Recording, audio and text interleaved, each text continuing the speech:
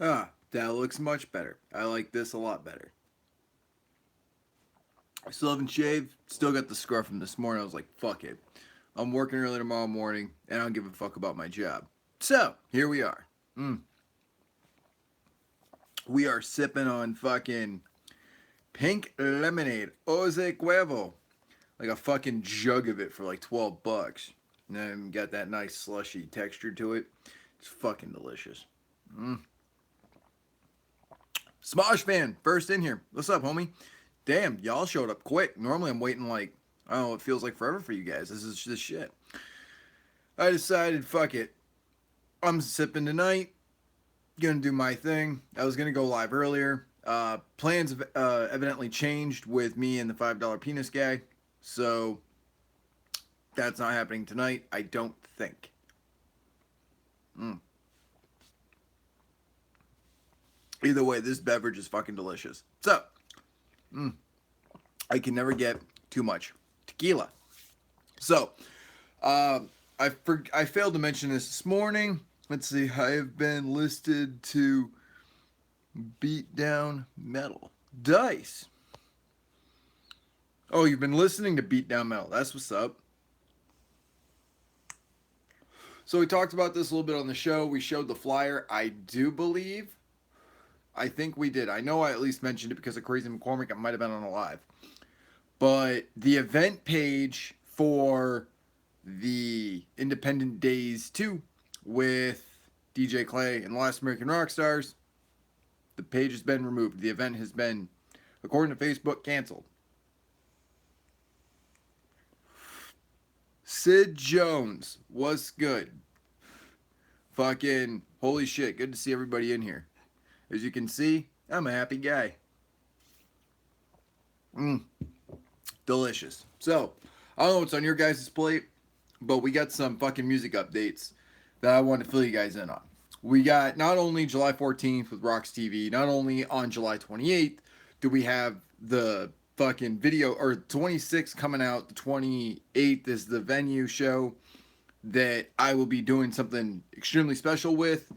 Announcements coming to that shortly. But on July 14th, it's with Rocks TV. See, I got my schedule all sorts of fucked up, guys. I blame the alcohol. And I got a special announcement that I will be making in August after Lethal Weekend. So nothing Lethal Weekend related. Tickets are still $10 off, which means 15 bucks for the day pass or 30 for the weekend. I'm excited about the hostile takeover of JFL by the Juggernaut. Do you view it as theft or liberation? I don't think much of it. I see it as an opportunity for me to be able to promote on that page, though. Good morning, Alicia. I don't put too much thought into the takeover.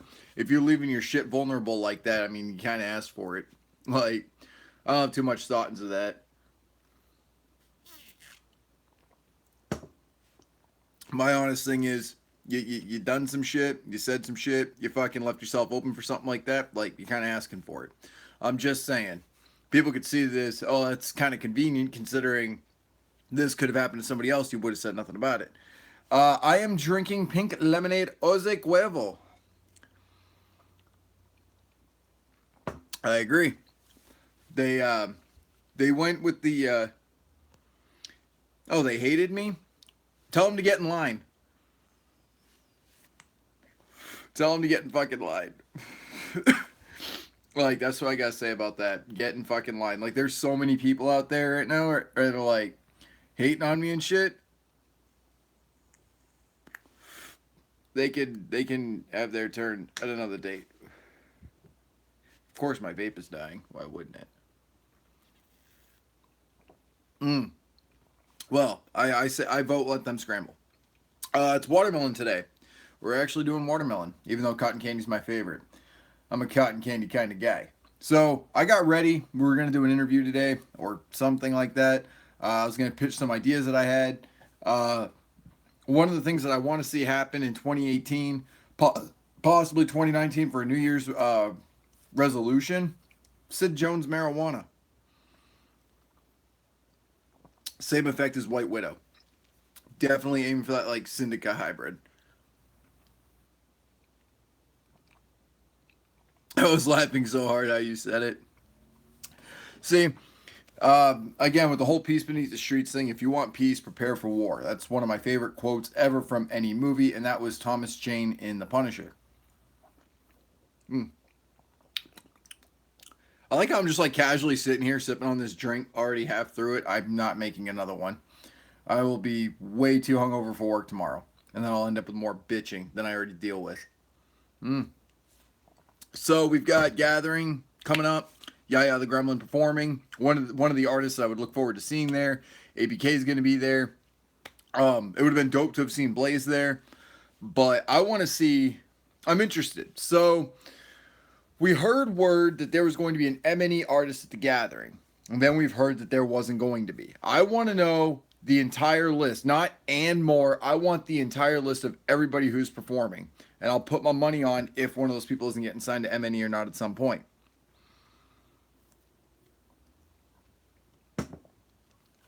Make another and call your father.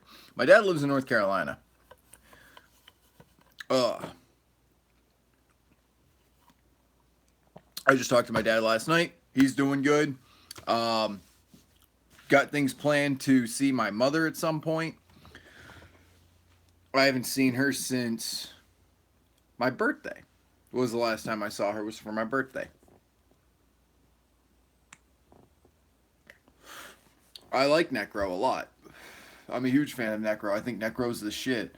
Matter of fact, my favorite song to this day of his, also my favorite music video from his is uh, White Human Trafficking Part 2.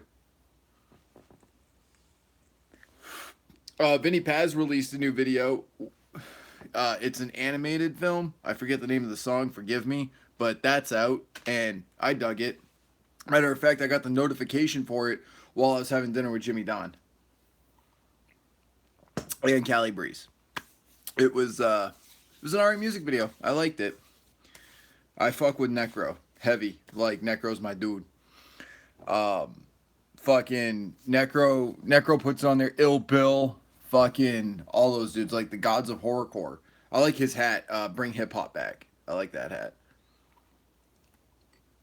Which reminds me, one of the things I want to talk about with watching the documentaries I've been watching with like hip hop music back then. I got a question for you guys. Now, this has kind of been echoing in my brain a little bit as of late with everything that's kind of popped off in today's hip hop. And even in our community, even in our little section of hip hop, where people say, you know, I'm out of touch because I had no idea who Exentation was. Oops.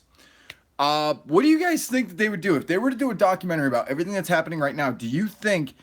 What do you think that documentary would entail? Blam! What is up, Official Cheeseburger? Good to see you in here. That pink lemonade tequila is delicious. One of the best fucking purchases I've made all week. I ate dinner and fucking I'm feeling pretty good. But I was thinking about that. Seriously though, if someone was to do a documentary, it's like looking back at like everything that's happened. What do you guys think the documentary would entail? What do you think the highlights would be if they were to do a Beef Part 4, like for 2018? I mean, you know, so on and so forth with everything happening. What do you think that documentary would entail? Because I'm a documentary kind of guy. I love documentaries. I love hip hop. And I'm like, when you blend the two, like it's amazing. It's perfect. It's prime shit. Shit. So much shit. But like Kovacs, right? There's been hip hop artists that have been overlooked back in the day. Do you think that people like Kovacs, like who do you think that some of the people who you see open for it shows, who do you think would they be like, yo, this guy was doing this, he was totally underappreciated, shit like that? And then you've got, of course, like the beef aspect of it. Like there's so much with the music, the industry, the scene that like you can't just have just one thing. Am I right? I say silent treatment, everyone still do about the beef.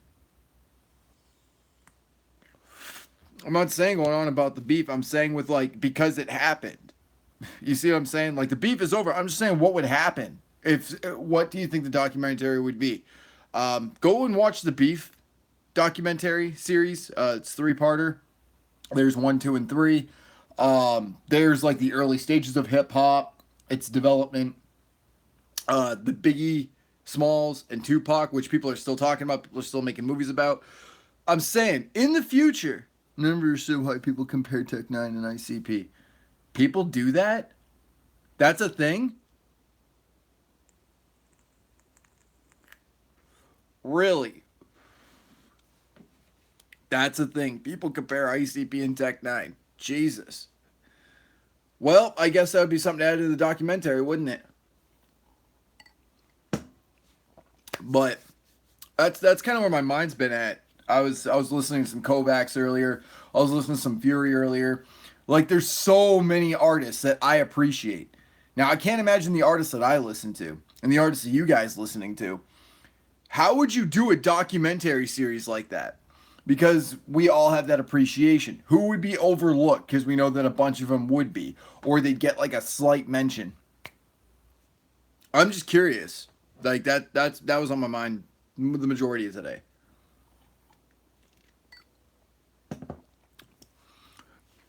I think because of the Wicked Wonka tour and face paint and shit. That's still weird to me. It you have the history of Necro, and others will have theirs, unreleased songs and unseen videos. Right, and unnoted artists and shit like that. One of the things that got me out of doing, because I was doing this long before fucking 2015. Long before 2016, long before 2017, and way before 2018. It was back between 2011 and 2014 when I was really doing my promoting, in a sense. I was doing it a little differently.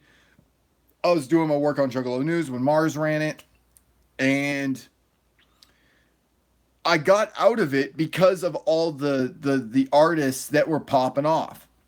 And I noticed a lot of them, they're not on Underground Hustlin' 63. Like, I know Insane Lock is, they were one of the artists from that time, but like there's so many artists from that era. And I say era simply because that was what, 5 years ago, 4 years ago. And I just think to myself, where did they go? Like, what happened to Postmortem? Does anybody know who Postmortem is? Does anybody know a lot of these artists that we had seen pop up, like Des Luca the Cannibal? He reached ranks beyond any of our comprehension, far beyond what we had thought. He's signed to Sick Fucks now. And we look at Des Luca the Cannibal, and we look at all these other artists that came out right around that time. I remember when Des Luca started out. I remember having conversations with Des Luca. I remember having conversations with Whitney Payton before she popped off. Like, we're seeing the evolution of these artists that had survived and evolved. It's a lot like the Triassic period, Jurassic period, so on and so forth, where it's like some of them go extinct. Sid Jones, Do Magic Ninja fans consider themselves juggalos. Yes, they do. As a matter of fact, I told this story earlier. I was wearing a Gmo Ski t-shirt at a balloon festival, and I was getting whooped at.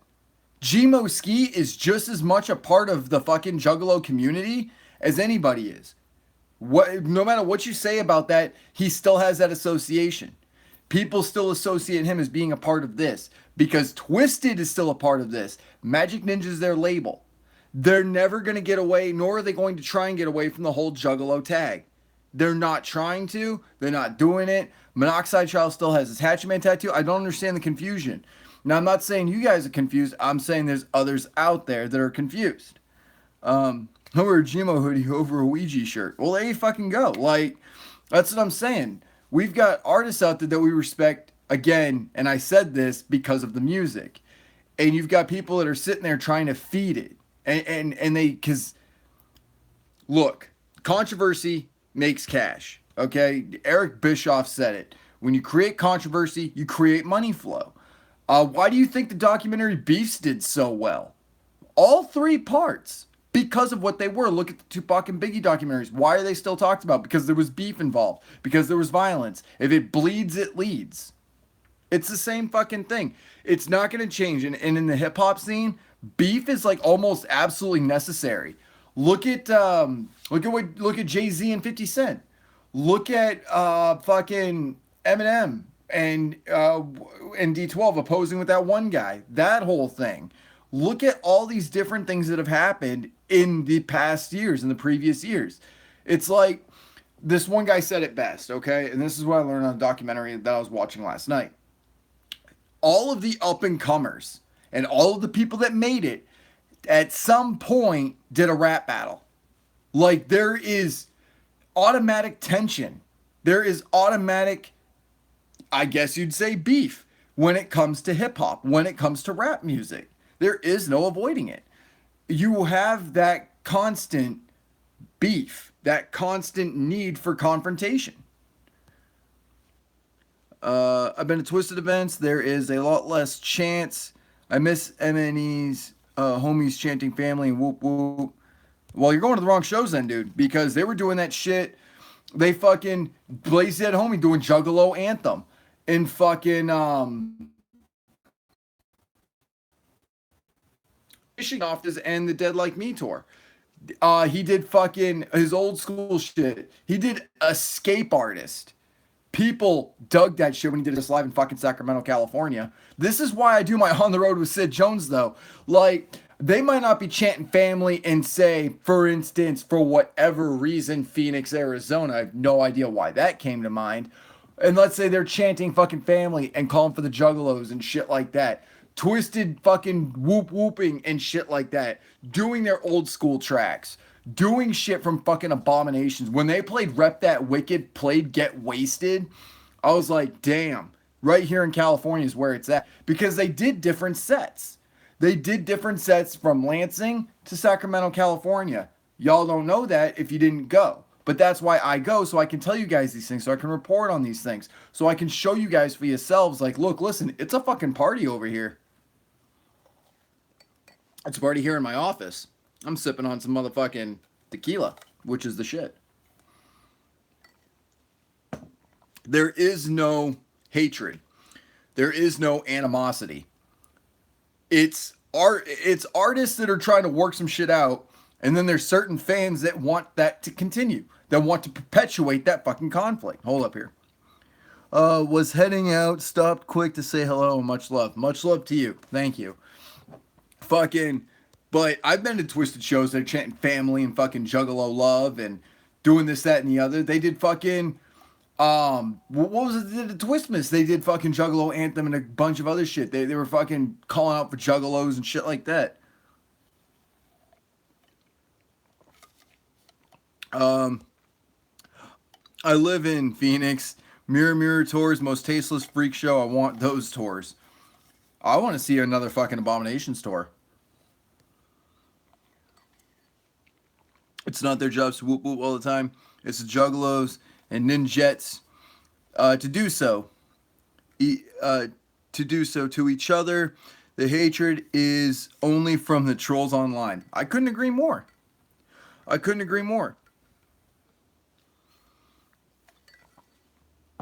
I mean, what are you supposed to do? Like, if there's going to be people that are perpetuate it because they want something of it. Again, I use this example on my previous Situation Room. That's what I did, my Situation Room. See, the tequila's fucking hitting me. I said it. There is a t-shirt from Gorilla Voltage of them holding up a fucking lamb's head. And I've had a Juggalo tell me, yo, man, I take that personally. I think they were talking to us. Because you're a lamb? Or because you think that's a sheep? And you somehow feel like they were calling you sheep somehow, somewhere. There was no Hatchet Man. There was no call for Juggalos. Nothing. Like, I don't get where you got that idea from unless you think somewhere deep inside you that you're a sheep. Like, what the fuck? Who says shit like that? For real. People who want that. There's people going through this album here. I've got it sitting right here. This album. Sneak disses. All throughout this album. Now, I've been through this album countless times just to hear for it. And it's like, fuck, what was it? Fuck those who left and we're thankful for those who stuck around, whatever, in the song BNU, Brand New Underground. Weren't there people that said fuck you, though, and dipped? Like, isn't that on you to feel that way? How is that a diss track? How is that? I love that sneak diss. You know what? Oh, hold on one second. I want to hear and see Raw Deal live. Oh, that would be the shit. I think they did that song live, if I'm not mistaken, recently. Oh, I love this album. But like, think of the term sneak diss, right? Let's really break that down. Oh, it was a sneak diss. I'm drinking pink lemonade tequila. Oh, he's sneak dissing Tila Tequila. He's got to be sneak decent. You see what I'm saying? Like, it was a sneak diss. Now what that's done is that's opened doors. That's opened portals to where conflict has been allowed in. No matter what you say and do. I enjoy my Coke. Oh, well, someone is fucking insulting somebody who's a cokehead because he's drinking Coke. He said the word Coke, and we all know that so-and-so is a cokehead, and he was calling that motherfucker out. Again, up to interpretation, but that's why sneak diss has become so clever now. That's why it's being thrown around, because it's easy to fucking say sneak diss. I could say that about anything under God's hot sun. Period. Fucking anything you think of. You can think of a fucking sneak diss. Fucking A, it's another cop out. That pisses me off that this is starting to become a thing. You know, we were worried about buzzwords and shit like that. Although I must say, I want to thank Donald Trump for making it that way. I can say whatever I want and follow it with it was locker room talk and it be socially acceptable now. I pulled that shit at work and it worked. Swear to fuck. So thank you, Donald Trump, for that. Now that my tequila's gone, puff on this. What is up? Fucking, we got Roxy Riddlebox in here. That's the shit. So, tell me I don't have a point, though. Tell me I don't have a point, though, that, that was a sneak diss. Or fucking, it's opened up doors. Like, our world has changed. Like, ladies and gentlemen, beyond fucking technology, beyond the way that we interact with each other, beyond all of that, now we've got, it's called celebrity status, okay? Tried to compare rosters, but saw entire rosters on M&E. Well, again, it shouldn't have ever been about the labels. It should have been about the artist that just happened to be on that label. I asked the question, would Ouija have done just as good if he was signed to fucking Interscope? Would Ouija have done just as good as he was signed to fucking Sick Fucks? What about Young Wicked? What if he didn't sign to M&E? What if he signed to somebody else? Guarantee you, nobody would be talking about it at all. Fucking much clown love to you, bro, for real. But I asked a question and I'm not getting an answer. So I'm going to take it as the fact that I've made a valid point, which is all I've been trying to do. Now that I've got a platform to stand on, now that I've got backing, now I've got knowledge about a lot of things. Being on the outside looking in, being on the road, it's taught me a lot. Hanging out with people, meeting people, having conversations, talking with fucking Foulmouth, talking with fucking King Gordy, talking with Jimmy Don and shit. Like, I learned shit. And I'm noticing patterns from hip-hop back in the 90s and the 80s to today. I'm also noticing a lot of these fucking patterns that happen in today's generation that tend to overlap. Buzzwords, for instance. Oh, it's a buzzword. It's so easy to fucking do. It's the same thing as fucking fake news. Like, when did that get so fucking slyly thrown around? You see what I'm saying? Is going to be in Indiana Live in August 4th. That's the shit. Thank you for the congrats. I don't know what the congrats was for, but thank you. Appreciate that. For real. But yeah, fucking, so I'm still like, does anybody have anything to add to this? Like, that's why I try and go live when I talk about shit like this. That way somebody can come in here and be like, yo, I'm gonna set this dude straight. Like, think about it like this, right? Let's say they signed some random artist to Magic Ninja tomorrow. They're gonna be under that fucking scope, aren't they? Oh, on the video we're in, homie. Oh, thank you, brother. Appreciate you. I wish they would have included that clip. I wish they did, but it probably didn't go with the flow. It was probably so left field from what they probably sat down and watched it. Like, they went in there with an image. I've done this with novels. I go in there with an idea, and then I'm like, well, guess what? Fuck it. This doesn't work with this, but this would blend really well. I've got a book. It's called Out Come the Wolves.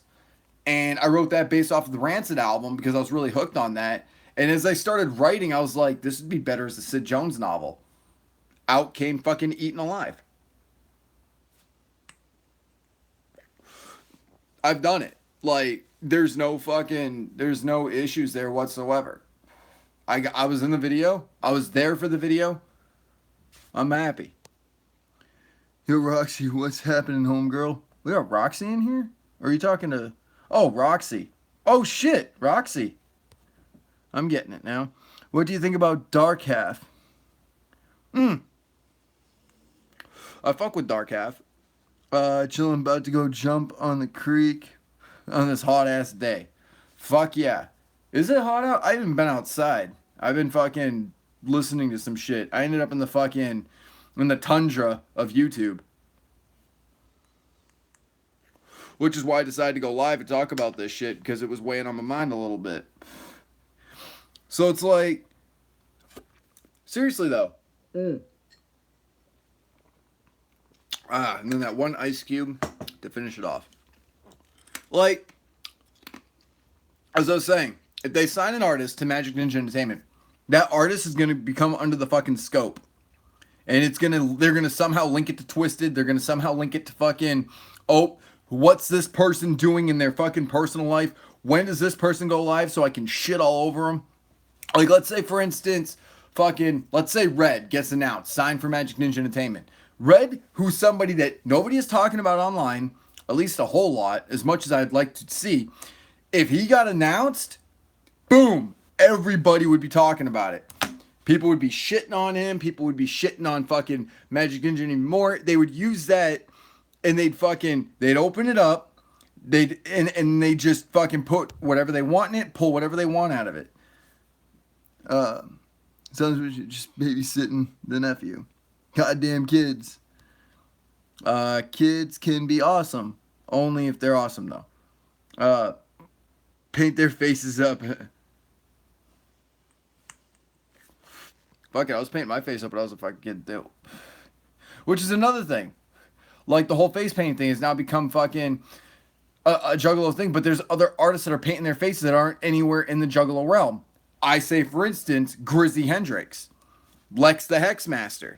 You see what I'm saying? Like, now it's become synonymous with the Insane Clown Posse. How and why? I mean, he pretty much already signed Red. I mean, pretty much. Okay, let's say they officially announced that he signed. I mean, I know he does a lot of work with these artists and shit like that. I still see him as an independent artist. Until I know otherwise. But, like, that's shit. You'll have to do more tutorials on face paint. Not speaking to me. Speaking to Roxy. Got it. But yeah, that's my thing, right? So, let's say fucking Grizzy Hendrix gets signed, right? Which is what I'm fucking hoping for, is that Grizzy gets signed to some fucking record label. Let's say Grizzy gets signed. Nobody's talking about him. And then, boom, Periscope. Fucking like that. That fucking quick. Fucking Fury being Lars' manager. Nobody's talking about Lars until some sort of shit pops off during a live stream. Then they're all talking about that shit. It's drama fueled. I mean, he signs Prozac because Strange haven't been doing nothing with him. What's up, Scottish Misfit? Good to see you in here. I think that Prozac's been doing his own thing. I know he's got that fucking film he's been working on, and he's already got tickets sold for his fucking haunting in Saginaw.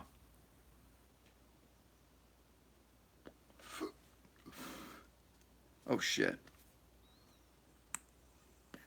There we go. So, I mean, that's the thing, though. Now we're focused on the politics of a label.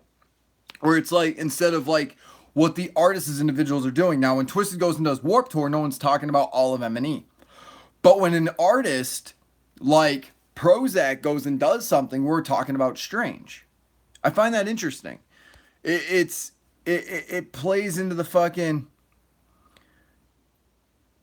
the realm of it. It plays up to the fucking, to the hype of it, to the buildup of it. But it's all negative shit that comes out. No one's focused on the music. No one's focused on the album coming out anymore. No one's excited about the fucking music that's about to pop off. Like, Gmo does a video.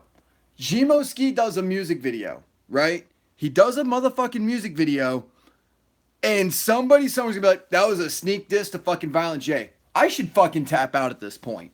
Like, it, for fucking real. How the fuck does that make any bit of sense whatsoever? Gmo comes out with a video, we gotta pick it apart. This album comes out, we gotta fucking pick it apart.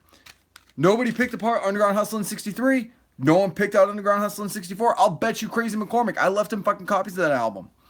We got fucking Shane in the house. What's up, bro?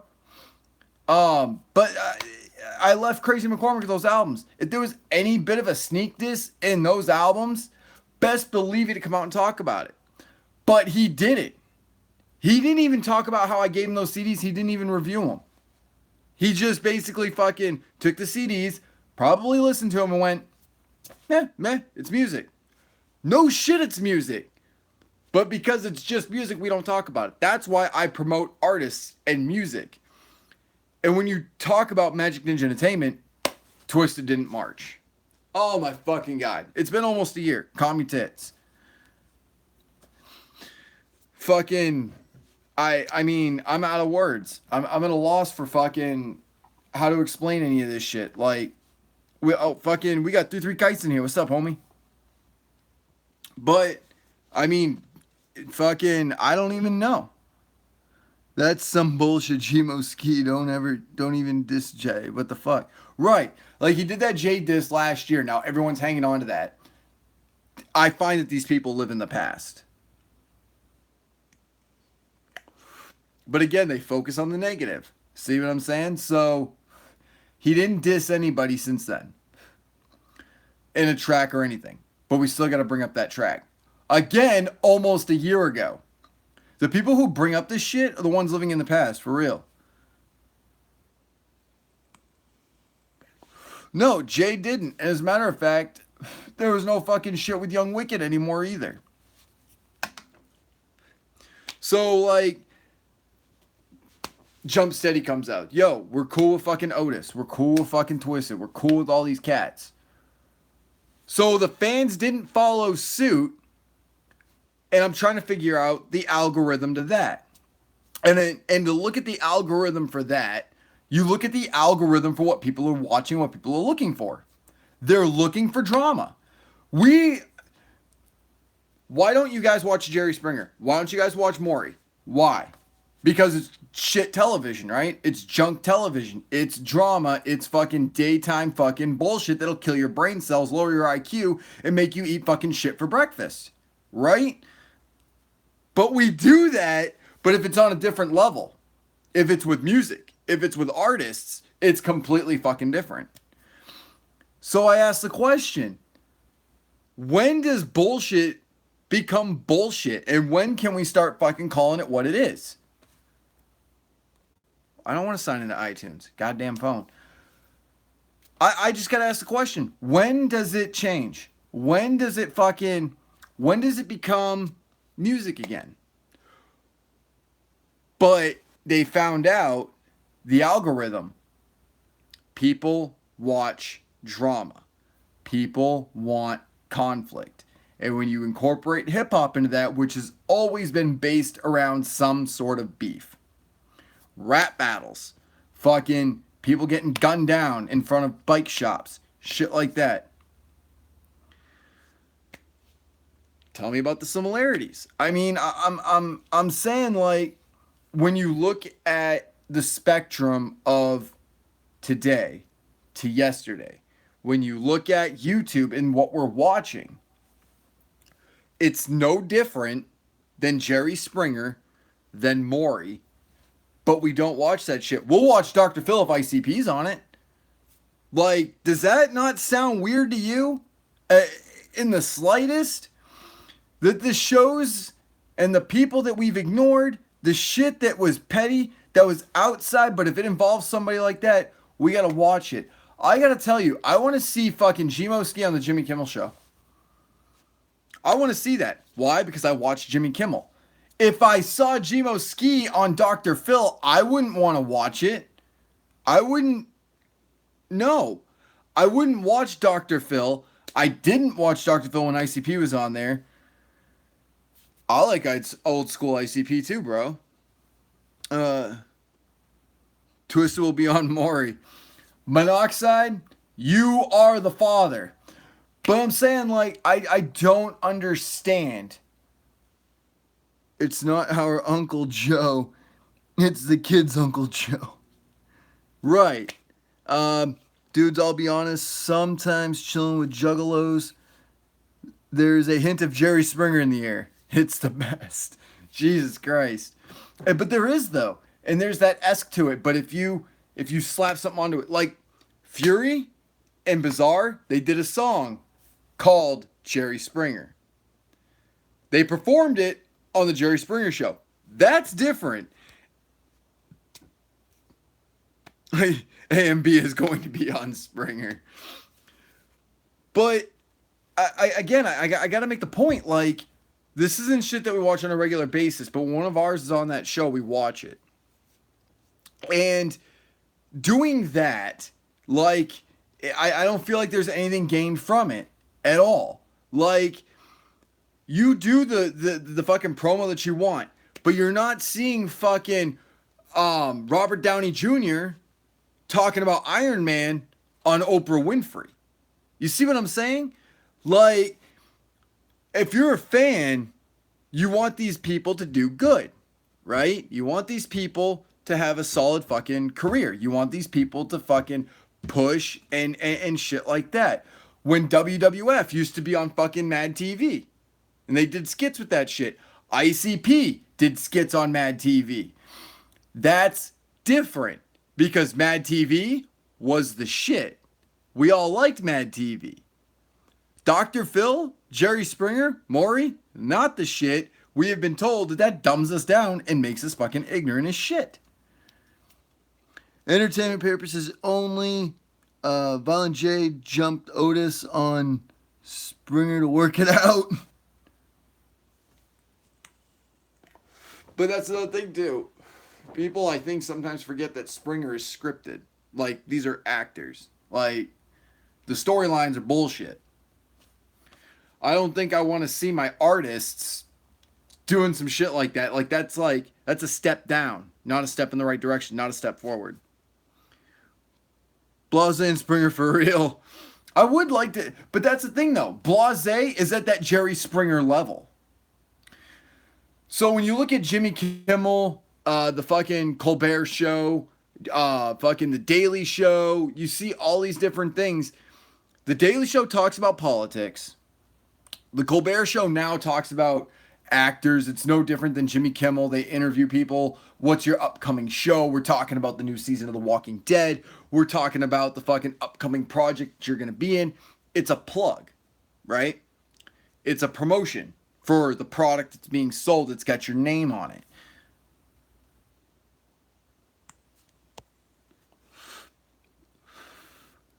It got King Crimson a jump start in the right direction on Dr. Phil. Did it though? Or did it fucking kill his career? She admits she's trailer trash. I mean, but again, Blase would be perfect for something like that because that's kind of the level that we all put her at. She put herself on that level. You see what I'm saying?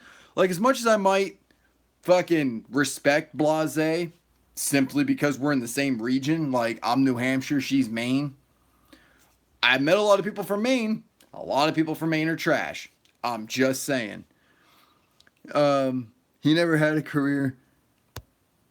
Now we know him though. Well, we knew him prior to. I knew King Crimson way back beforehand when we were talking about Des Luca and shit like that. I'd smash. She's on Instagram now. Hit her up. No joke. Blase's back. Go hit her up on Instagram. But like, you look at Jimmy Don and his album How to Gag a Maggot, where he did fucking diss to anybody, and he also said this: I insult the people I like.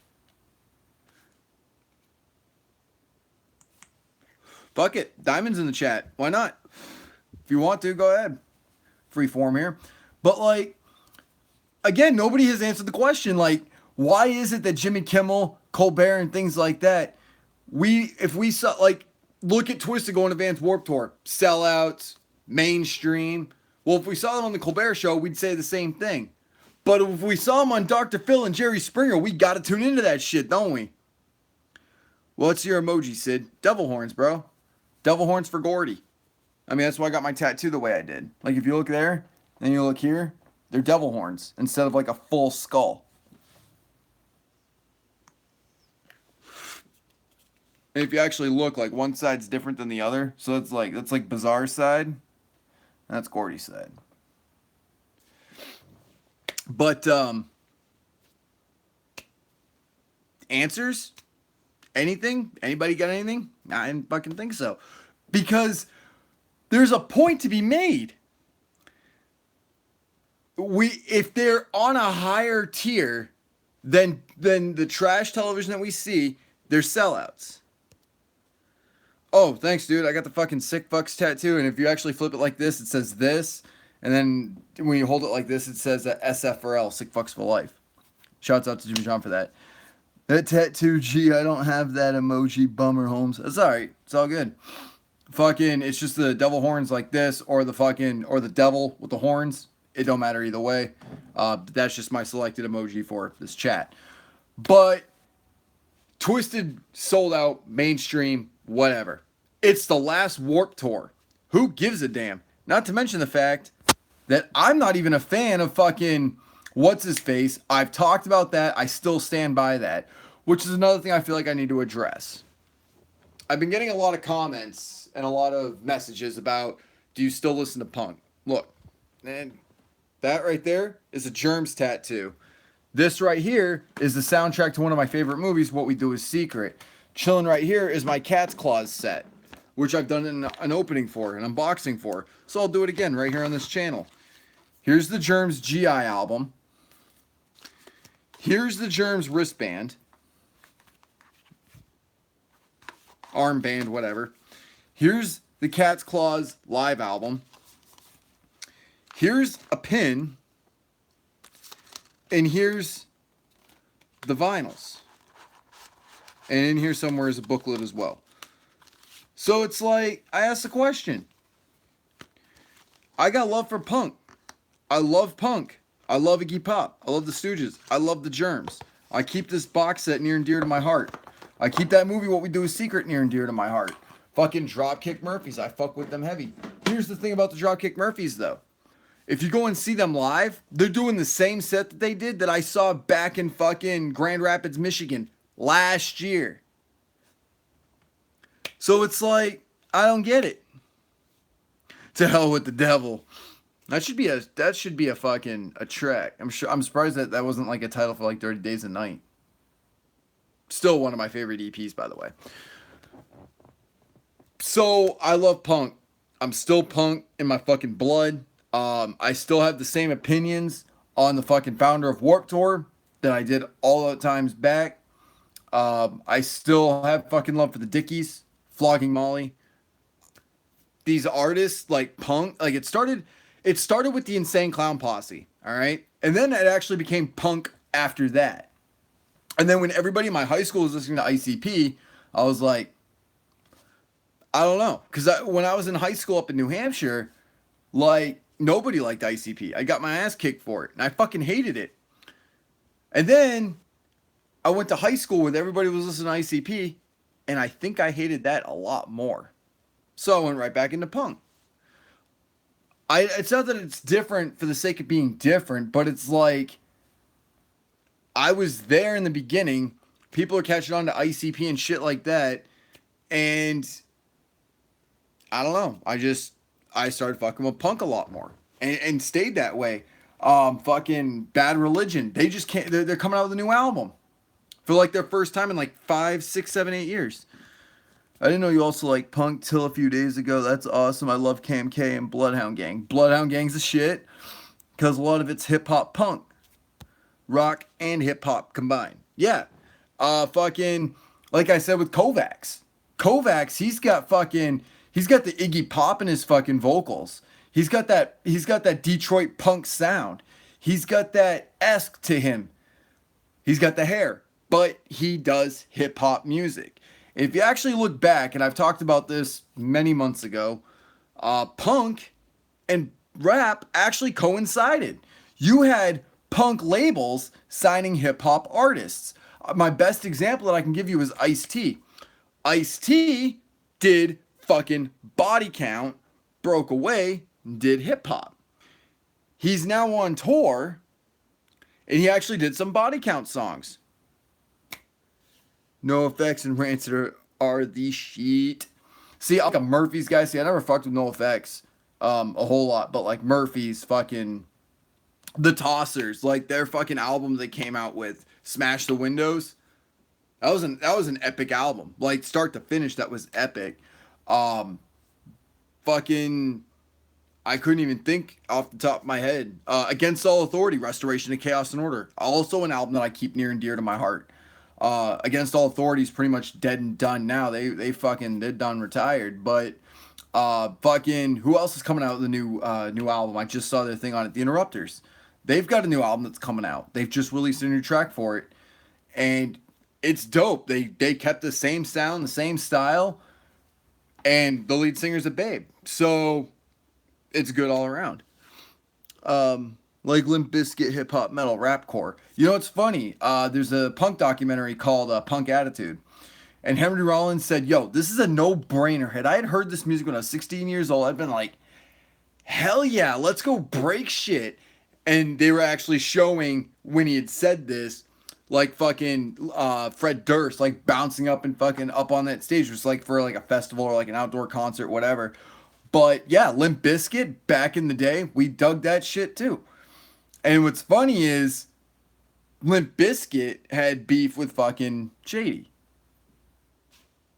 I don't know if any of y'all remember that, but like I said, there's always been animosity in hip hop. So I guess it's inevitable in that culture. And I guess it's inevitable now.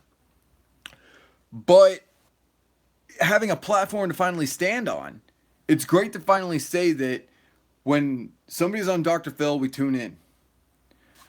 But when somebody's on fucking Jimmy Kimmel or somebody's on Warped Tour, they're sellouts. But how many festivals has ICP done with a bunch of mainstream metal bands? Slipknot, so on and so forth. ICP's done shit with them. We've got Rob Zombie that's about to do something with Marilyn Manson. If ICP went and did that shit and joined them, people would be like, that's the shit. If Twisted did it, they'd be sellouts. So that's kind of all I'm saying. It's like people be acting like us ninjas can't be juggalos if we also listen to punk rock. It's bullshit. I love both. Bro, fucking punk rock and again hip hop have a history. You see what I'm saying? And the only issues that happened with anything involving punk was in the Decline of Western Civilization Part 2, I believe it was, where they said that punk rock was actually the only threat to modern day rock and roll and heavy metal. Punk rock like threatened that movement. They kind of break it down as to how that happened and why that happened. Funny, I never really labeled ICP as hip hop. M&E seems to be feeling more that way. But ICP is hip hop. They do rap music. They've done hip hop-ish songs. Matter of fact, more of their songs have become poppy than anything in the recent years. 6 foot, 7 foot, poppy as shit. And a diss track, go figure. What's cracking, honky? Well, we got Tim G, the Mills Tech. What's up, bro? Good to fucking see you in here. Basically, we're just talking about the evolution of hip-hop from the 90s. We're talking a little bit about the events that are happening today and how they kind of like parallel and kind of reflect one another. Like I said, go and watch what happened with Biggie and Tupac. People want to switch labels.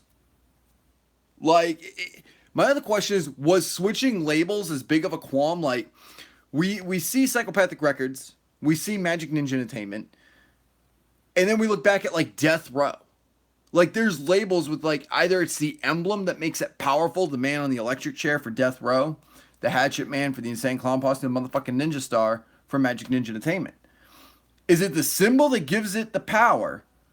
Or is it the artist that we somehow associate them and it's like they will never leave that label because that label is such a fucking a thing when there's wrestlers that are ditching WWE because it's not what they want to do. Like Psychopathic is not the end all be all. And I'm not saying Magic Ninja Entertainment is the end all be all either. But I'm saying like we focus on the wrestlers. If fucking when CM Punk left WWE, we waited to see where he was going to go next. And we were excited to see where he was going to go next, whether it was UFC, whether he was going back to another independent fucking industry, another fucking what do they call it? Another terrain, another fucking, I don't know what they fucking call it in wrestling terms. But where's CM Punk going? When he left, people weren't saying fuck WWE. People were saying we want CM Punk. Well, if you want CM Punk, go find him. Go see what he's up to. Fucking pay attention to what he's doing. But people couldn't do that with Twisted. People couldn't do that with others. You see what I'm saying? And there was something about them that's similar. A lot of fam is drawn to both. I agree. Let's see. Korn and Slipknot did live shows together, and they are good friends. Absolutely. Not to say they aren't hip-hop. I just never really viewed Juggalos music and hip-hop music the same category. Sid Jones, it's the symbol, bro. The whole beef was about the Hatchet Man march in Juggalo's name. Can I order an M&E hat like yours on Twisted Shop? Okay, so first off, I'll say this. ICP's hip-hop, Magic Ninja's hip-hop, rap. I mean, it's all diverse over at Magic Ninja Entertainment. And if you, again, look at Psychopathic Records, it's hip-hop music. And you can look at 6 Foot, 7 Foot. You can look at Missing Link, Lost and Found. Mighty Death Pop. You can look at fucking Ouija's album. Shit like that. What's up, Trip Nasty? Now to answer your question about the M&E hat. They were supposed to be on sale. The leftovers were supposed to be on sale. It looks like that they're talking about the jersey that you can get for Attack of the Ninjas too. But they're supposed to be leftovers. If there are any, they're going to be sold in limited quantity on Twisted Shop. Now, I don't know if there has been. I know they've got one hat that says not for sale, and it's the Serial Killers one. But I tried giving you guys a heads up on when these hats were up for pre-order, and it's for a week only. And then you had to wait like 8 months for your hats. So, wicked shit or wicked rap, I call it. Yeah. But it's rap, still. Dude, Trip Nasty, fucking... I'm excited, bro. I'm stoked. It's gonna be a goddamn good summer. Can't fucking wait. Yeah, like wicked shit equals hip hop. Exactly. Oh, over hip hop. Gotcha. ICP did a song with Fred and the only song with him. ICP also did fucking tracks with Vanilla Ice.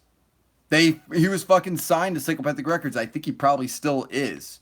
Without making music. He's just sort of there, I guess. But tell me Gutter Water isn't hip-hop. Now, I'm not dissing on that album on the fact that I don't like it. I think Ouija's a fine enough guy. He fucking came out and hung out with the fucking Juggalos and the fucking the Juggalettes, or do we just say Juggalos? I forget. I know that some people got offended when you were like Juggalos, Juggalettes. No, Juggalettes became from the fucking fans and shit like that. See, again, there's politics with it. And with that, it fractions off, and then there's beef with that, and then so on and so forth, and it just continues to perpetuate, escalate, and spread like a fucking wildfire. But I digress. It's hip-hop. Juggalos, Juggalettes, fuck with that music. Ouija fucked with them at DCG Con. Like, that's respect. But I still think his music sucked. That doesn't mean I think any little of him as a human being. Signed to Psy as merch as V Ice. But yeah, what the fuck happened with that? Ouija and Gutter Water equals Wicked Trap. Okay, so you got Wicked Trap music. You've got fucking you've got the evolution of music there, which I think is extremely important. Beak the Geek. At work right now, but had to check in. Sid, are you going to attack in August? We're going to talk about that in August. Promise you. We will talk about that. After time, you look at the label as a product, and everything in that label's judged on its own merit. Look at how the Beastie Boys came from Def Jam. People don't judge them because of the label. Exactly. Def Jam, as a matter of fact, is like a huge staple in our history. I made up a new music genre is horror gore. That fucking works. Horror gore. I'm surprised nobody's caught on to that yet. Oh, dude, you got the fucking VIP with the jersey. That's what's up. That jersey's bomb. I fuck with that jersey. I fuck with that jersey. I would get the VIP just for the jersey, but how M&E does it is you have to go to the event to pick up the jersey. What's the word on DJ Clay? Seen he was doing Dead Fest, which is dope. Okay, so here's one of the things I want to bring up. And proof positive that the beef is officially over. And if you look at no further than the Flyers, you're doing just fine. DJ Clay is doing Dead Fest. Also doing Dead Fest is Body Bag Syndicate. Now, Independent Days 2, the event is canceled on Facebook. It is no longer there. Does that mean the event is canceled? I have asked many people. Nobody has an answer. Nobody has told me. I don't have the answers for that. What I will say is this. Either way, I think timing played into it. I think they realized they had overlooked or they have overlapped. They had fucking whatever. But the fact that DJ Clay is still performing Body Bag Syndicate, ladies and gentlemen, the beef is over. Anything that comes out of that is all fan fucking fueled. It's drama fueled. It's Jerry Springer fueled. It's Maury fueled. You understand what I'm saying? Like, it's bullshit anything outside of that. The fact that DJ Clay sharing a stage with Body Bag Syndicate, that's aces with me.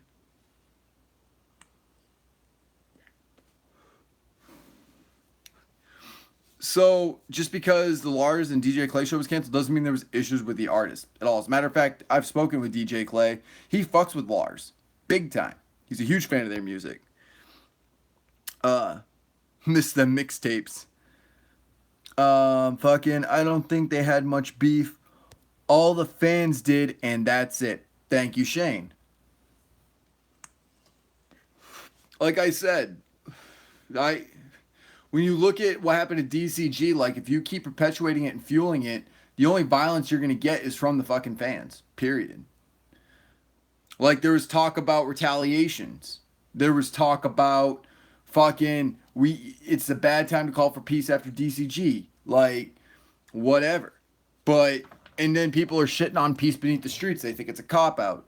They think it's a marketing thing. They think it's to be superior. Do you think that the people that are saying that they're trying to be superior aren't in fact themselves trying to be superior? What they're trying to do is be a part of something. Much like me. That's all I wanted was to be a part of the scene. Peace is superior.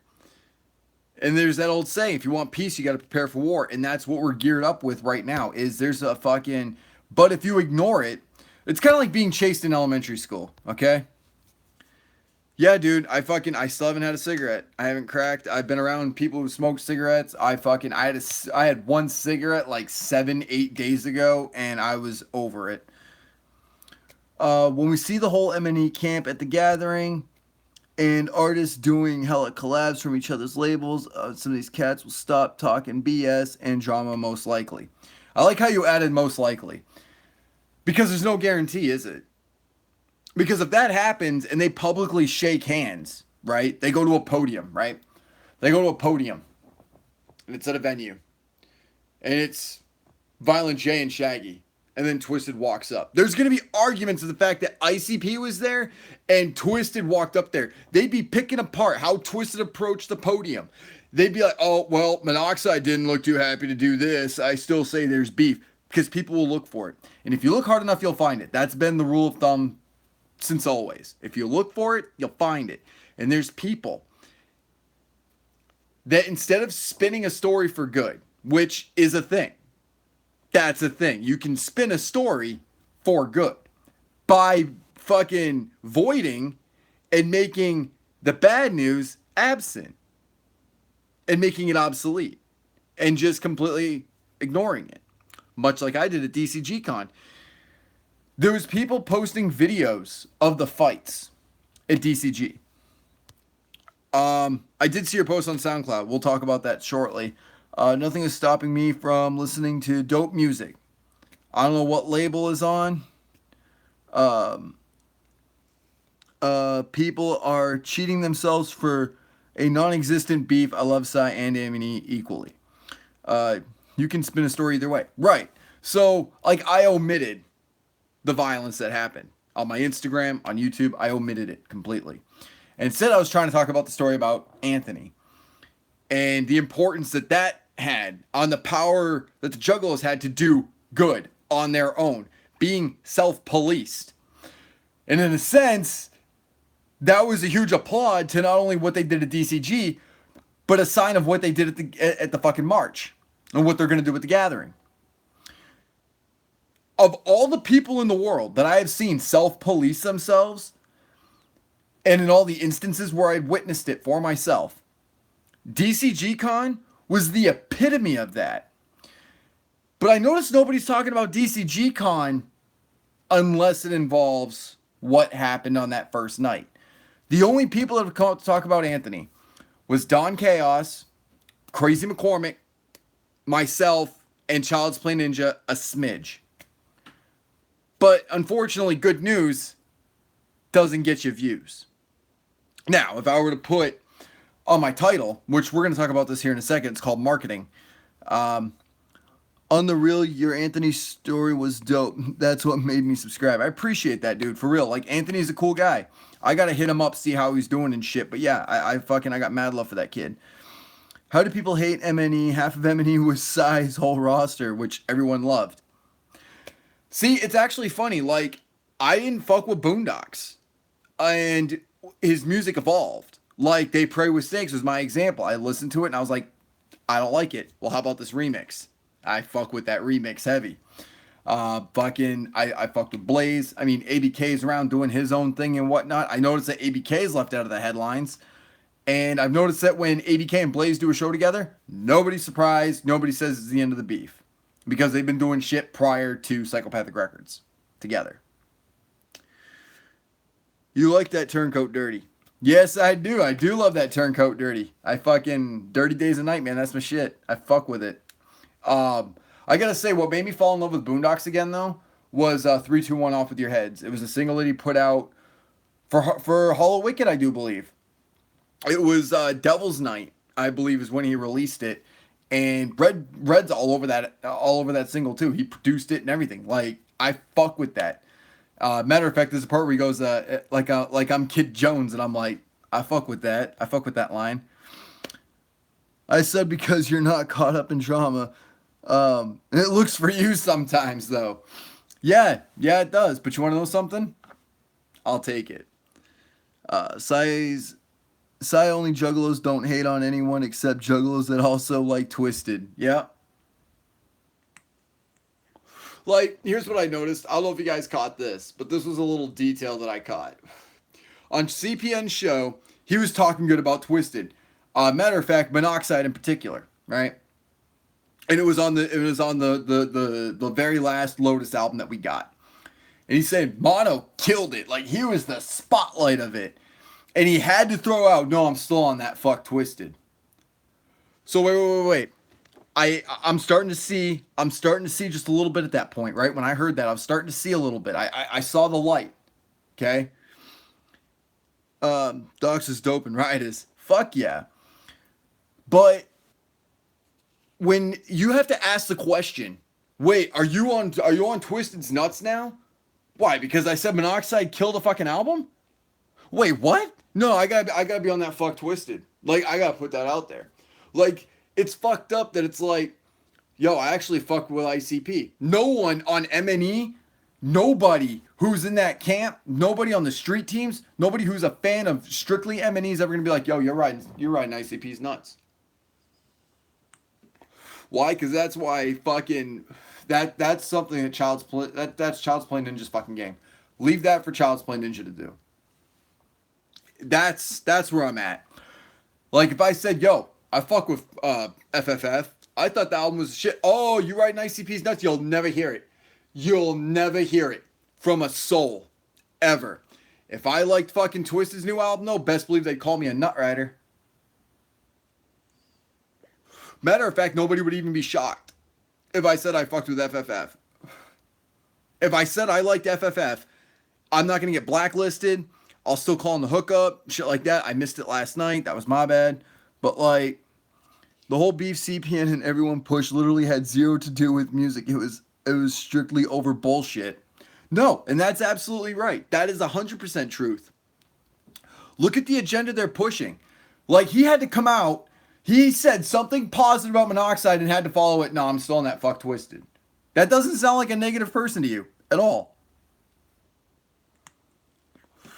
I rose above it a long time ago. This is not fucking high school. Well, let's get to that. All right, let's segue.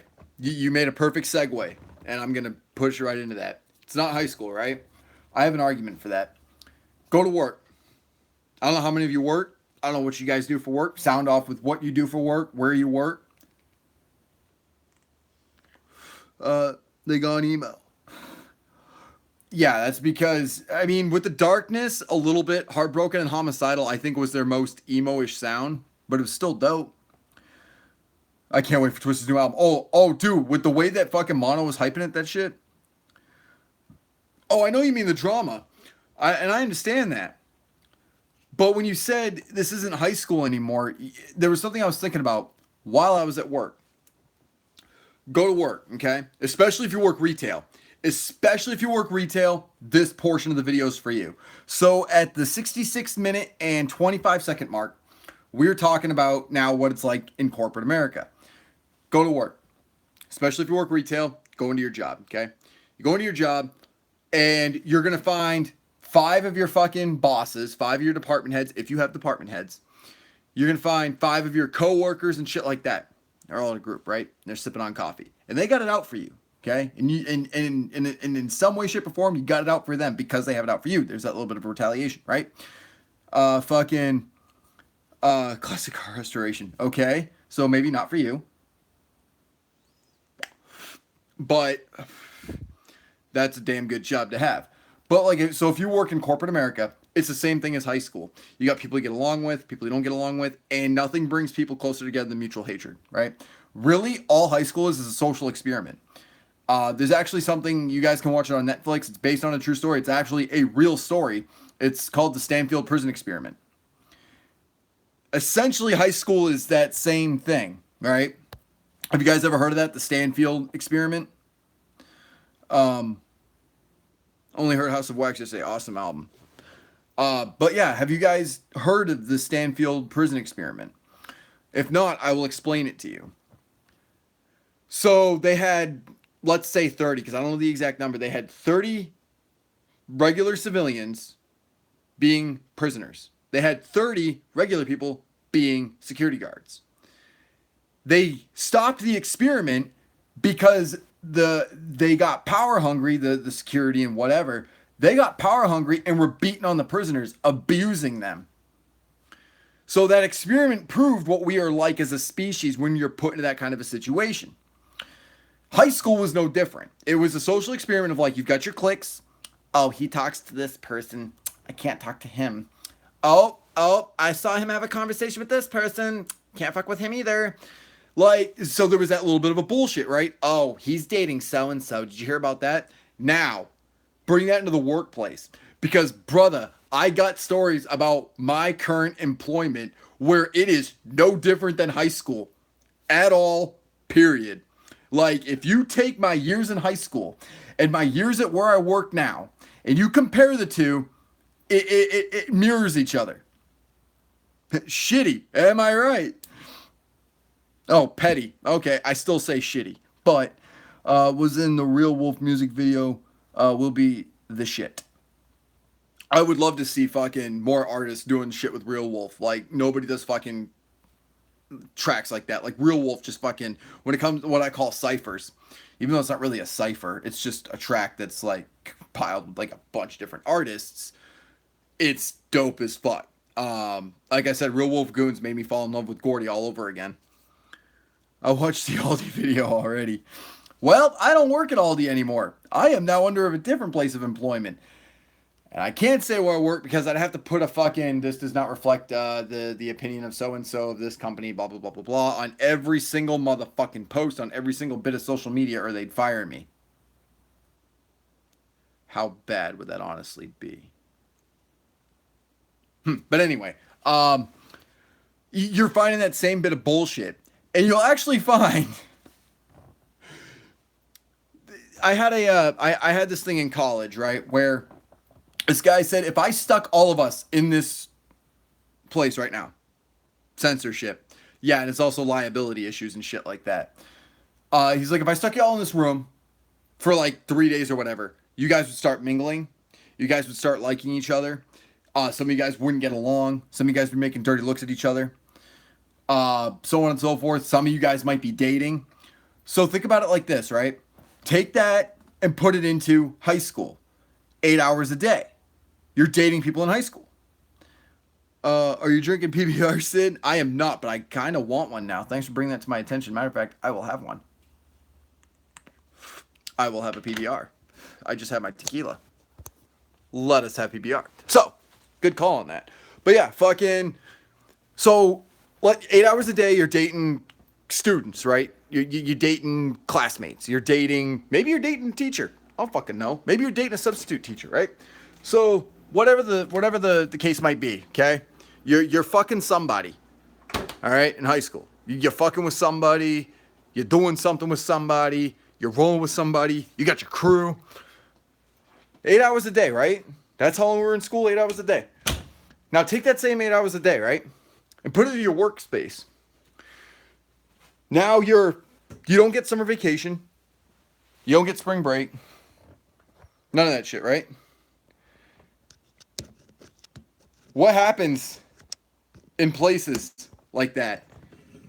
People start hating each other. It becomes the Stanford prison experiment is what I'm getting at. You've got people that'll hate each other. You've got people that once they rise to some sort of fucking stature, some sort of bit of management, some sort of title, they start to become egotistical. They start to become better than everybody else. They feel like they're better than somebody else. And after what happened at Aldi, I made a promise to myself that I would never put myself in that situation. And by God damn, did I keep to my fucking promise. One way or the other, I kept to my motherfucking promise. And I promise you one day, we'll talk about it. Cheers to you guys. PBR. Oh, damn, that's cold. And kind of skunky. The beer's been sitting there a minute. But anyway, so that's my point. It's like, go to your work. You're going to find somebody who's dating somebody at that job. You're going to find somebody there you don't get along with, who doesn't like you. People gossip at your place of employment. The Psycho Cypher was the shit. Mr. Gray killed it. Fucking Mr. Gray kills everything he touches. Matter of fact, my first introduction to him was back in 2012. Yeah, it was 2012 when I heard him with No Hope or some shit like that. It was with fucking Murder the Innocents. So, he was with Mars and some others, but yeah, Mr. Gray killed that shit. And, but my point to all this is, it's the same concept. Like, we are social creatures. Like, it's no fault of our own. It's how we're hardwired, I guess. It's really, when you boil it down, work, when you say this ain't high school anymore. But it is. Once you've reached high school, it doesn't get much bigger than that. You don't get on a higher stature than that. You don't get to level up at that point.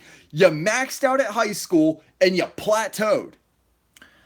Work, where I work, there's people fucking people. You've got coworkers fucking each other, like they're dating each other. They break up. One of them has to quit because they can't be around that person. They get busted. Oh, what were you doing with this person? How far did this go?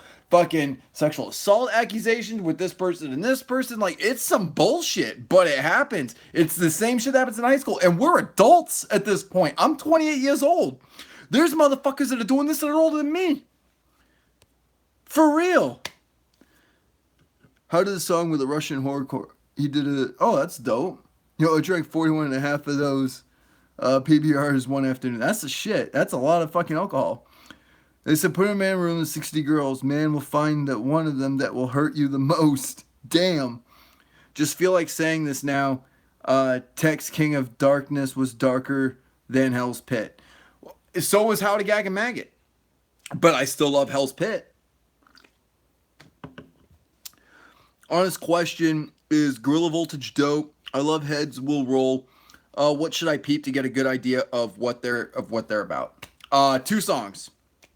There's 2 songs. I don't know why they won't do this song live, but they will. One they do live all the time. They'll probably do it to the end of time. It's what the fuck is the name of that song? It goes like this: she got rocks where her brain should be. And then there's my favorite song from them is Chaos Incarnate. Hold on, writing for sure, man.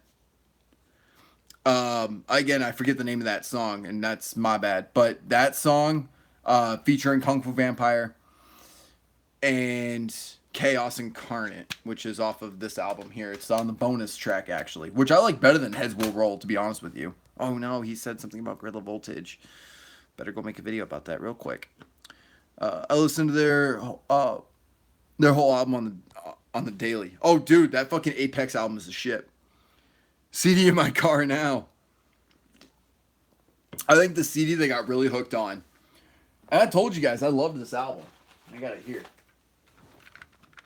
Green Man.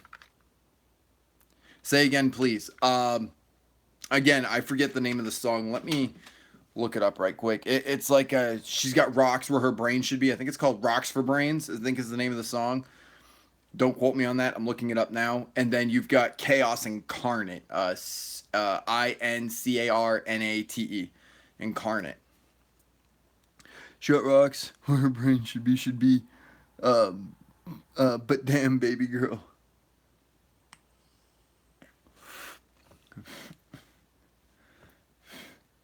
She said, Daddy, hello. I'm like, bitch, you already know. Yep, that song is a shit. Fuck me sideways. I did not want to open up a new tab. See, I got my phone right here, so I gotta, like, do a reach around my phone here right quick. It should be in my history. It's not.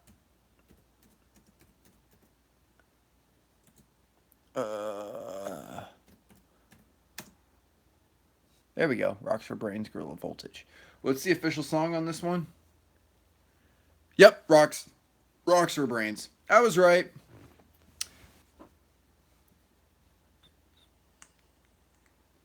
Yep, Rocks for Brains. That's the name of the song. And Chaos Incarnate. Sound the alarm. It's Chaos Incarnate.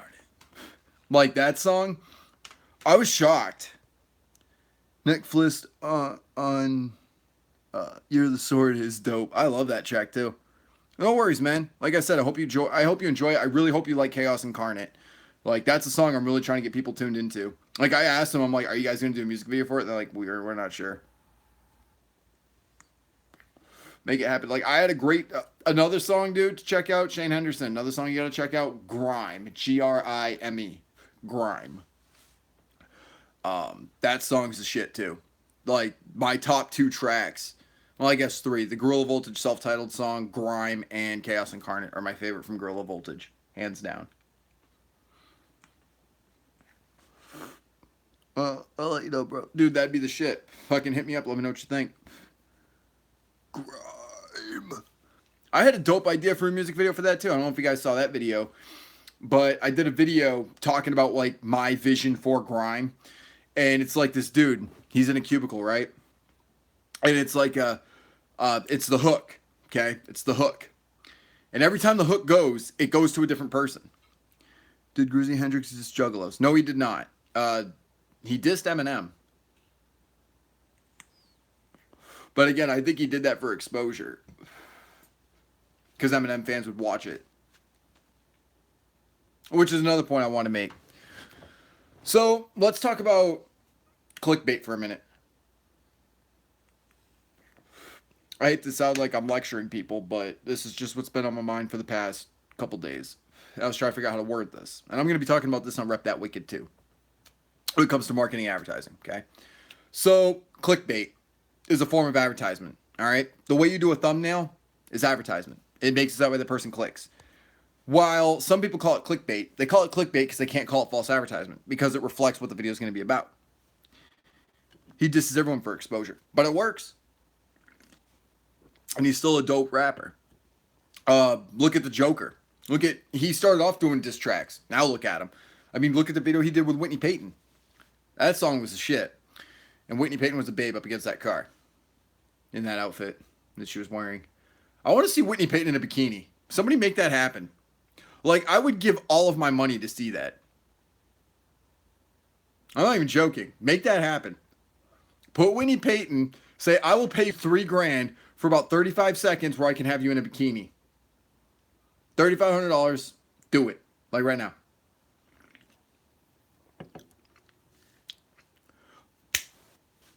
Beef gets the exposure, right? I just got this idea before we continue on with the clickbait thing. People love this, right? Whitney Peyton, Sid Jones is officially challenging you to a wet t-shirt contest. You like what I did there? Let's do it. Sid Jones officially challenges Whitney Peyton to a wet t-shirt contest.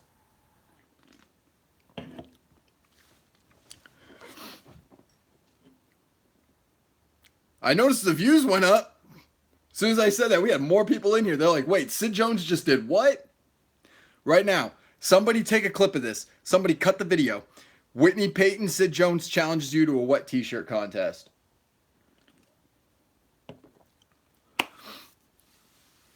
Twisted's new album.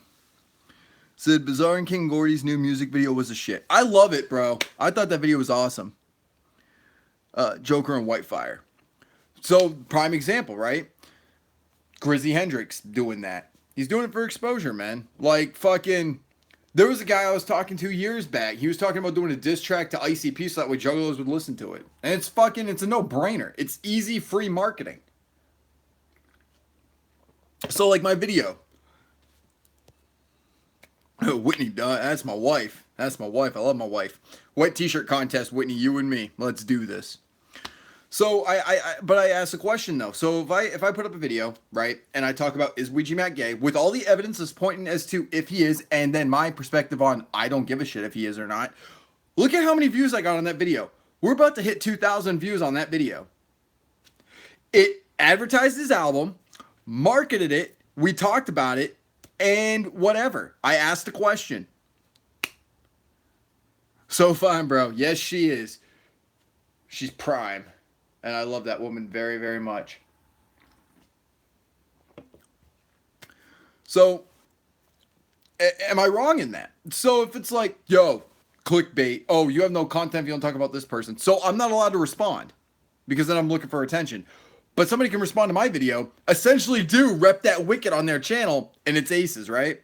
Is that what I'm hearing? Like, somebody can do my entire rep that wicked segment, put it online, and people will be like, yo, that's the shit. That's what's up. School that motherfucker. But when I do it, people are like, yo, you have no content without talking about this. So that person can respond, and I can't. Do you see the hypocrisy? Like, I don't know. Maybe I'm just being an asshole. I'm an asshole. Yo, yo, yo, yo. That's just my perspective on clickbait and things like that. Like, clickbait, I feel like people are like putting like, oh, that's false advertisement. Not really if it has something to do with the subject and the topic matter of the video. Thumbnail makes you want to click it. So I do my thumbnails very carefully. That way it's not considered false advertisement. That would be like me trying to give you a Pepsi in a Pepsi can. You'd drink it and find out it's Coke. Like, that's false advertisement. If I told you this Pabst Blue Ribbon cures cancer, and later on you get liver failure, that's false advertisement. That's a blatant lie. Clickbait is a way to market and advertise. Now, if I drink this Pabst Blue Ribbon, it's not going to hydrate me. If I go around, and that's another thing with alcohol commercials, by the way, you'll never find somebody sipping alcohol. It is illegal. It is against FCC. I love CanK. I fuck with them heavy. So that's the difference. And that's just what I wanted to say about that. I've addressed a lot of the things that have been brought to my attention through comments and through videos. That's all I'm trying to do here. Is promote music. I'll answer to people quickly. But I definitely implore you guys to check out the Stanfield Prison Experiment. There's a short fan made. I say fan made because it's not through a production company like Sony or Lionsgate. Fuck Lionsgate, by the way. You've got fucking people doing their own documentary. So I can't even say it's like a fan made documentary. It's a legitimate documentary. And they talk about the Stanford Prison Experiment. It's not Stanfield, it's Stanford Prison Experiment. Again, it's regular Joes, you and me. 30 of them prisoners, 30 of them guards. It's fucked up. Like what we will do in situations like that. What people will do in a position of power. What they will do. And like I said, they had to stop the experiment completely.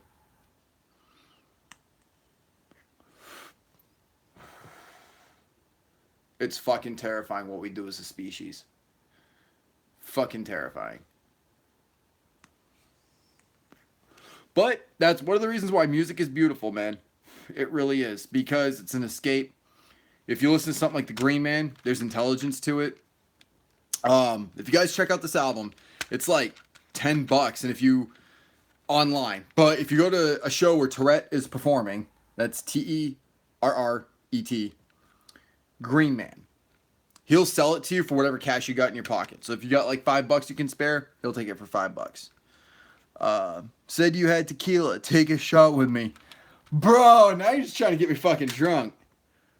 Fucking, I'll sip from the bottle. I got my pass blue ribbon. My tequila's out there. I'd have to take this off the stand and go and get it.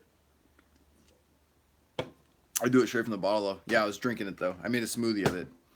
It was pink lemonade tequila, ready to mix. Or it's already ready to drink, just chill it, but I mixed it with the crushed ice, so it's like a slushy. That shit's dangerous, because you don't even taste the alcohol. That shit's really fucking dangerous. It's a good way to get fucked up. But, like, look at this album, though. Like, one of the songs I really appreciated was Name Brand. And that's a song that he'll play at, like, every single show. That's, like, his fucking Down with the Clown. And I gotta say, this album in its entirety, like, to meet this guy who's, like, the brains behind this, it's truly an album to appreciate. I mean, I've given away Lex the Hexmaster's fucking Beyond Redemption Deluxe Edition. I will not give this album away. Like, I'll tell you guys to go and buy it. I'll tell you guys that when I'm out in New Hampshire, I'll buy other copies of it and do giveaways on my channel, which is what we're going to do. Him and I are going to do like a Yankee swap, basically. It's where I'm going to give him some shit. He's going to give me more copies of these so I can give these away on my channel so y'all can hear it. Because trust me, this is an album you guys need to be hearing. I keep this album near and dear to my heart. Same with Travesties album, which I have in here, by the way. Somewhere in here. Where'd it go? Let's see, I've got Underground Hustle 63, 64. I've got singles that I still got to give away for IRH Ouija, which I am backstocked on that. For real, for real. Where is his album? I know I put it in here, unless I have it in that stack over that way, which I probably do. I can't find Travesties album. I have so many CDs, as you guys are probably hearing. But yeah, Travesties album. Fucking, I dig that shit too. I think it's probably in the car, actually. It's probably one of the last things I was listening to. Was his album. Where the fuck is that Travesty album? It's got to be in the car. Like, I don't know where else it could be. I've got blank CDs in here. These CDs. Yeah.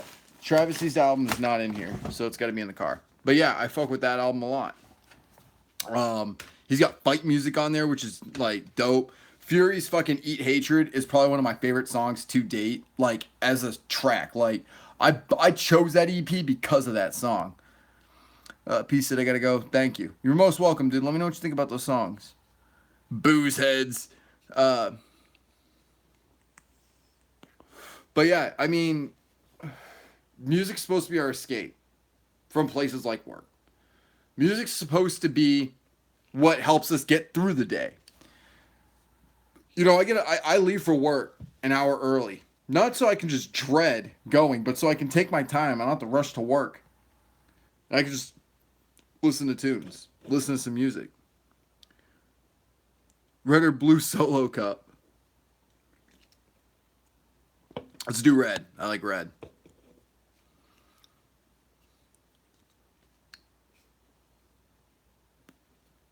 Turn that shit off. Yeah. As you guys can see, this bitch is dying on me.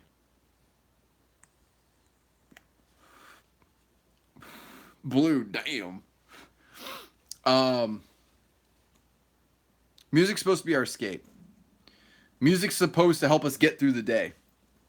Politics never supposed to be drawn into it with the fans. I can't wait till Gordy's album on M&E. Oh, dude, that Anakin album's gonna be the shit, for real.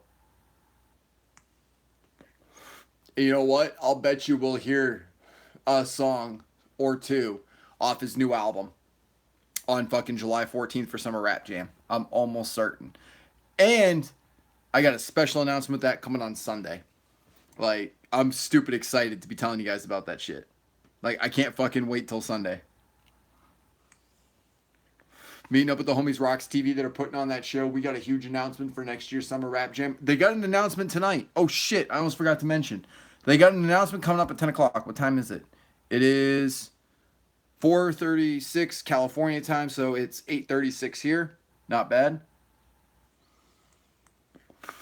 Fucking, yeah, dude. New shit from Blaze is gonna be dope.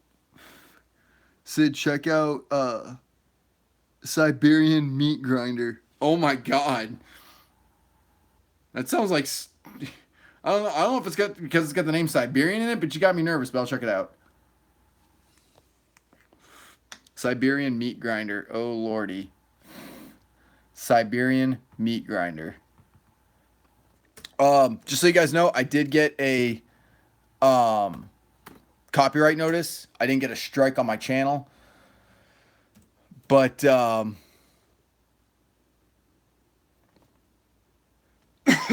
yeah, apparently I played that crisp and clean earlier because they sent me an email letting me know they heard that song clear as day. No way back. Siberian Tsar. Okay, I'll check that shit out. I got a lady friend out in Russia. She's cute. I like her a lot. I'll tell you a story about that Russian lady at a later date. Dope juggler music sound, brother, when you're high. Fuck yeah. I just got done smoking KT. And I'm about to go smoke some more. I fuck with KT. Like, I'm excited, guys. Like, if everything goes according to plan, I'm pretty sure it will. With everything I've got laid out, we'll have our own Sid Jones fucking weed strain. Mark my fucking words. And it's like, I definitely want that White Widow, and I want that fucking Syndica fucking tied together.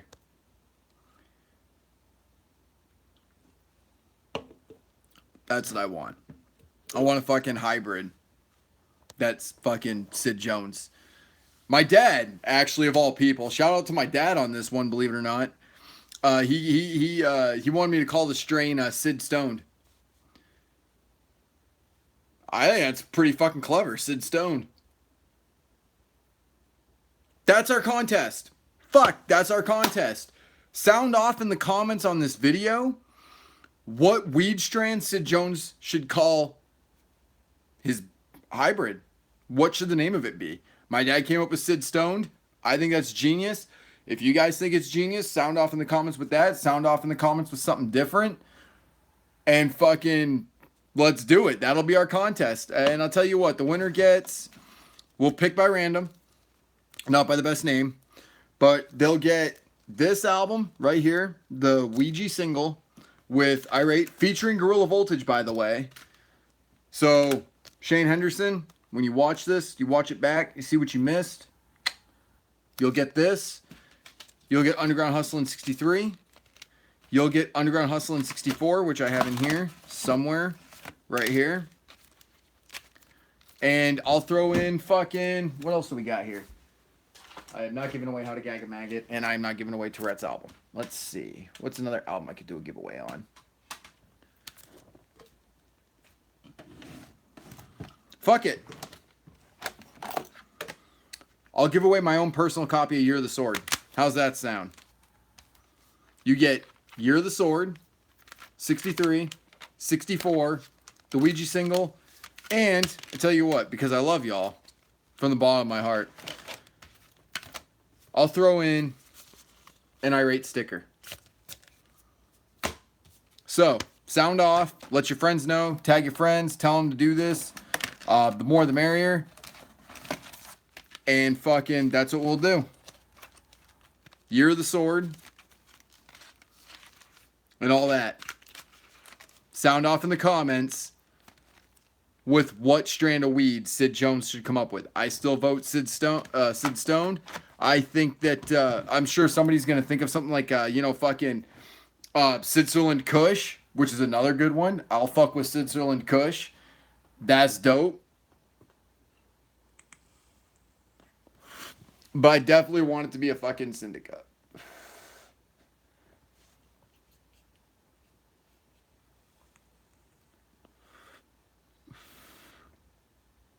Sid Somalia.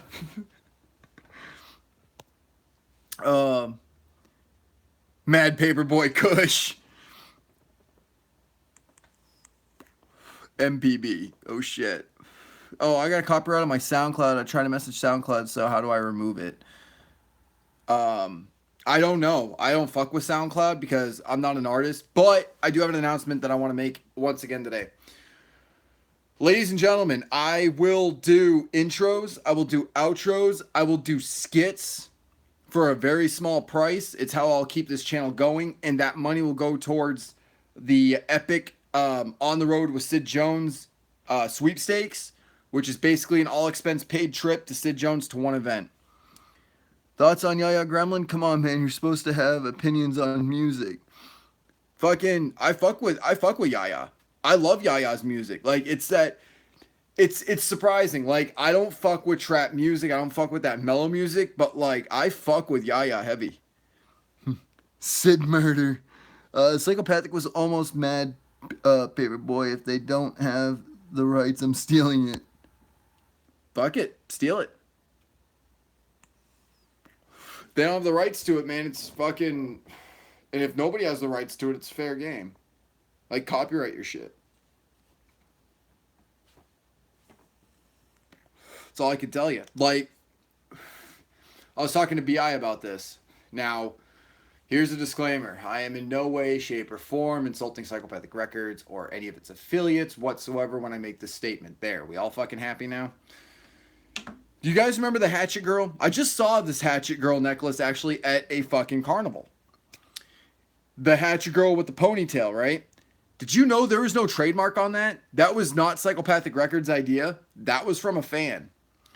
What they did is they tried to go after that person. And when they found out they couldn't, like if you make any adjustment to the trademark, any likeness or similarity to it, where even if you add an extra dread, it's a completely different logo. You have to trademark everything that's yours. The Psychopathic Riotous charm, the fucking outer space, like you have to trademark all that shit in order to sue somebody. So when I came out with the FBI charms to fight the FBI back in the day, and I put the chainsaw on the Hatchet Man, nobody could do anything about it because I had therefore come up with a different logo, and I added a few extra dreads to them just to be on the safe side. But any adjustments that you make to something like that, they have to have a claim on all of it. Chainsaws, hatchets, swords, ninjas, all that shit. Batman's, fucking Robin's, Batgirl, the Hatchet Girl. They have to have trademarks on all that shit. They have to have some sort of ground to stand on. And we'll talk about that at a later date. There's a grenade in my back pocket that I'm hanging on to for dear life. And we'll talk about that when the time's right. And when the time's right, you'll fucking know it. But in the meantime, I implore you guys to check out this music. Definitely check out this album. Like, beyond anything, check out this album. This, by far, is one of my favorites. Like I said, I'm giving away Year of the Sword before I give away this album. Tourette also signed this one for me. Right there. So, yep. Good find. Fucking, I got this at the Lars release party. Same with Travisty's album. I got that too. Rockstar Reefer. It's a good one. Rockstar Reefer. Like I said, guys, in the comments below, we're about to end this stream, so start sounding off in the comments when the video ends. And fuck it. Like I said, you'll get fucking one of these stickers. You'll get Year of the Sword. You'll get Underground Hustlin' 63. Underground Hustling 64, so on and so forth. I got my signed poster from the bundle. That's hanging up my wall. I'm keeping that, but this album right here, I can listen to anytime I want on Spotify. Little something from the Sid Jones channel as a thank you for taking part in it.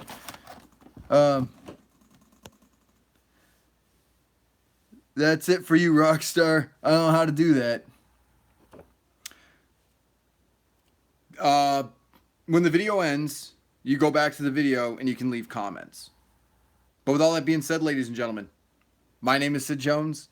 Please keep track of all these artists from Whitney Peyton, Tourette, Travesty, Fury, Lars, and fucking we'll talk more. Please make sure, again, you comment the strand of weed.